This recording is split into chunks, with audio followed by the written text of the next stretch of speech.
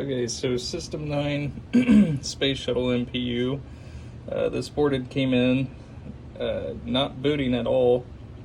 What it would display here in the 7 segment would be an 8, which come to find out that was not an accurate reading. The 7447 had failed. Excuse me. So that's been replaced and socketed. There's been a little bit of rework here on the board. A couple of chips have been socketed here before. But what the main issue was is that we were booting, but we had no blinking. We did actually have a bad U5, so the 6821 here has been pulled and socketed, and I've got a new 6821 in place.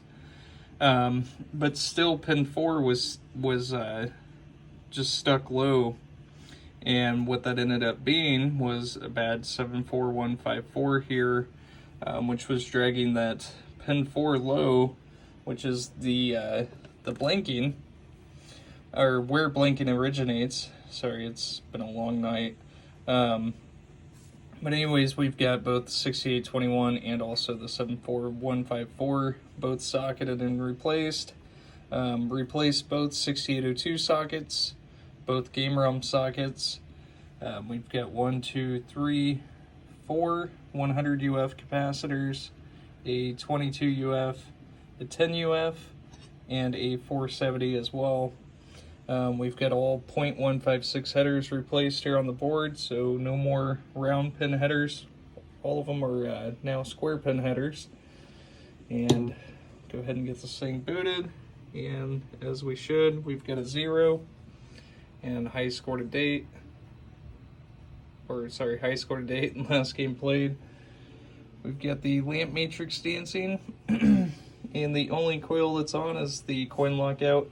And that does remind me, we actually did have a bad TIP 120, which has been replaced with the 102.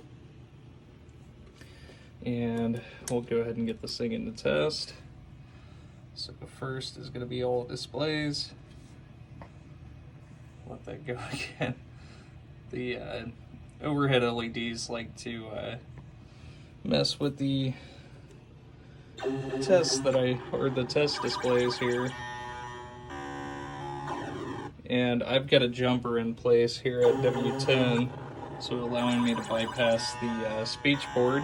So we're not going to get all of these sounds, but we do have all the sounds that do come off the MPU. So those are all working correctly. And into all lamps, and those are all working. And moving into the solenoids.